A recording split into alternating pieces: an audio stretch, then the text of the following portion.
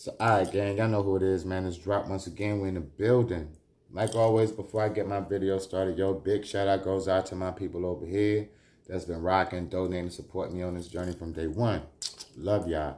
To the new people in the camp that just getting up in here, yo, like, comment, subscribe, share. Everything else is in the description below. Love y'all too. Let me jump into the spill, gang. It's like 2:30, 3 o'clock in the morning.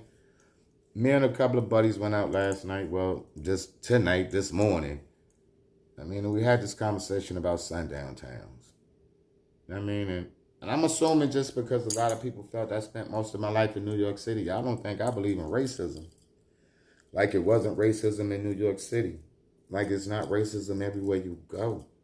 I mean, so I truly believe in Sundown Towns and all that. And I have a story.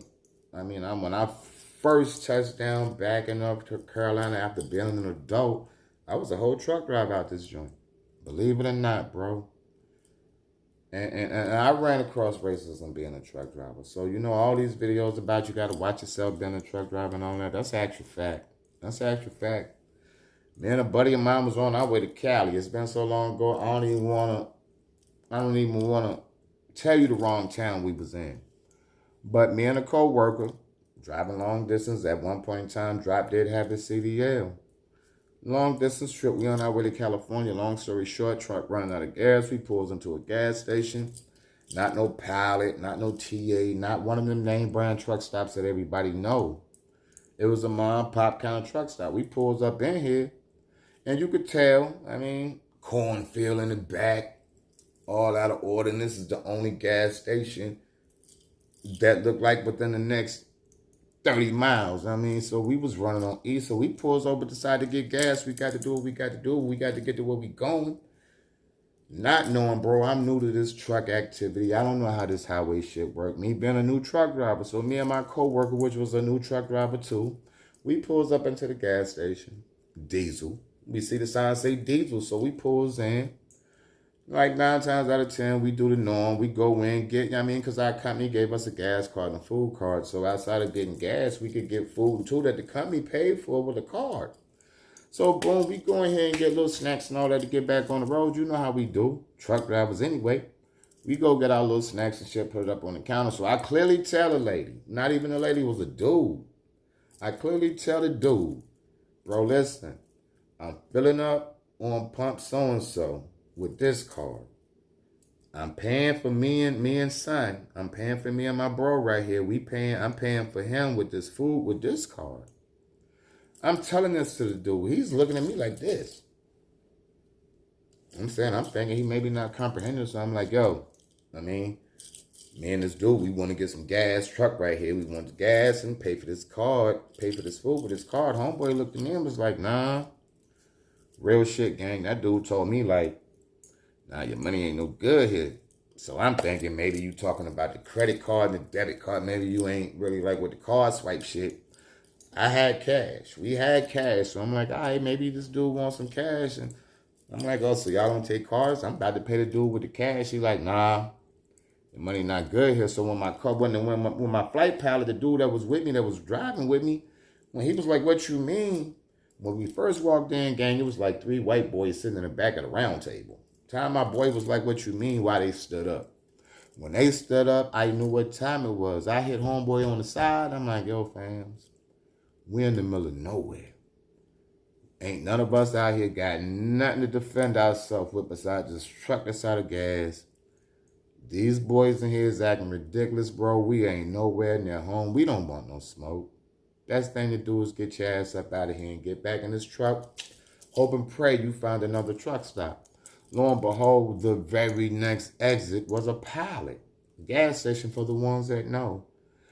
And the very first truck driver I ran across that was black, because at this point in time, game, I'm floored. I mean, racism, yeah, but to tell me my money is not good in America, no matter what color I am, is diabolical. Like 15, this was like 16, 17 years ago. I'm feeling I don't care.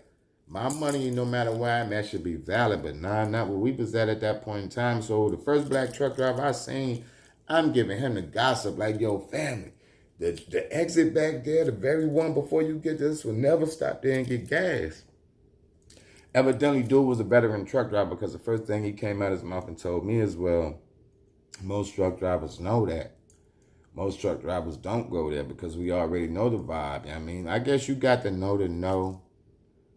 But sundown towns are real, gang. I mean, and if you don't believe this coming from a black person now, listen to Mama's, and she's not black. I grew up in this little town called Ponca City, Oklahoma.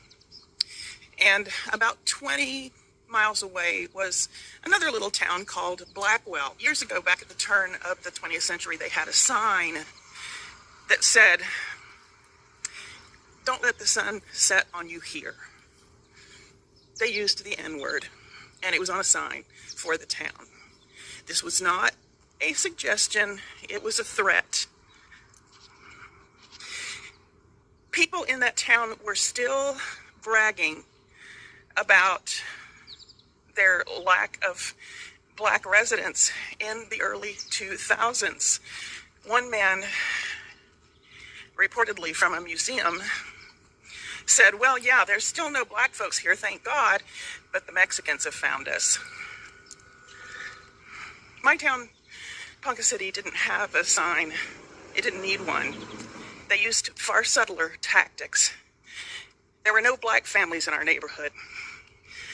Not in our schools, not at our store, not at our church. I don't remember meeting a single black person until I was 13 or 14 years old, and we moved to New Orleans. I grew up during the civil rights era, and we heard all the right things. We're all equal, judge people by the content of their character. And so I was absorbing these messages, but I never saw anyone treated equally because there were no black people there to treat equally. And that was not by accident. Some towns had signs. Others used sirens, actual alarms that went off at sunset to warn black people to leave. Some had police checkpoints, and they would stop drivers that didn't belong. Even towns without signs had rules, quiet rules. Ponca City kept itself white with silence. If you weren't white, you couldn't buy a house there. You couldn't get a job. You would never belong. Sure, there might be violence after sundown. We just didn't have a sign that announced it. There was just an absence and a culture that told white kids like me that the absence was normal. They just didn't want to live here. Gee, I wonder why not. But it wasn't normal. It was strategic, and it was white supremacy. We just couldn't see it because they weren't allowed to be there.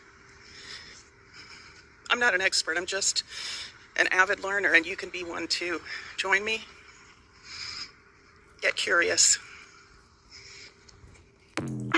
Yo, gang, check this out, bro. I mean, Sundown Towns is just not a sundown town that you know about, because all of us live in one. It's your doctor, the person that gives you your operation, that you go get your physical. It's your doctor, your lawyer, your police officer. They have regular jobs during the course of the day. They really do. They be your doctors, your lawyers, your school teachers, your pharmacy, your med tech. They have regular jobs during the course of the day.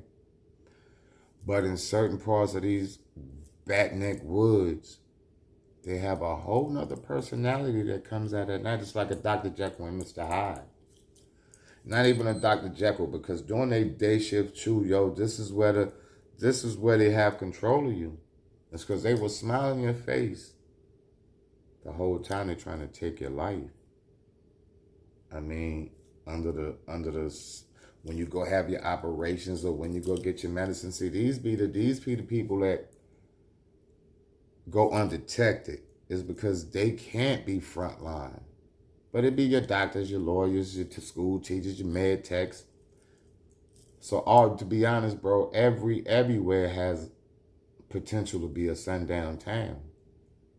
It goes on in the daytime. It's just called a sundown town.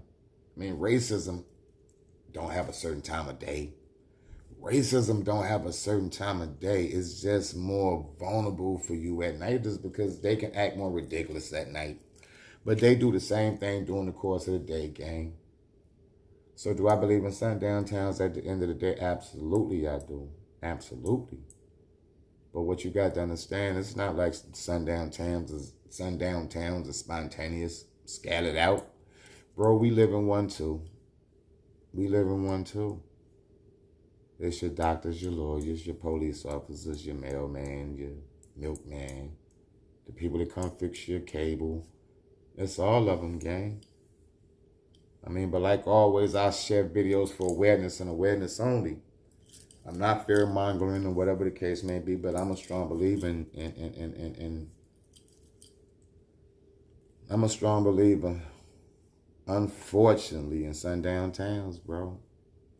I mean, because that shit still do exist. But like always, this drop. I'm not going to hold y'all, bro. It's late. I want to go ahead and get this shit over with, yo. But I love y'all. Like always. I'm going to catch y'all in the morning. Keep your head on the swivel. Don't hurt nobody. But also stay dangerous under the same breath. And I'm out. Peace. Love y'all.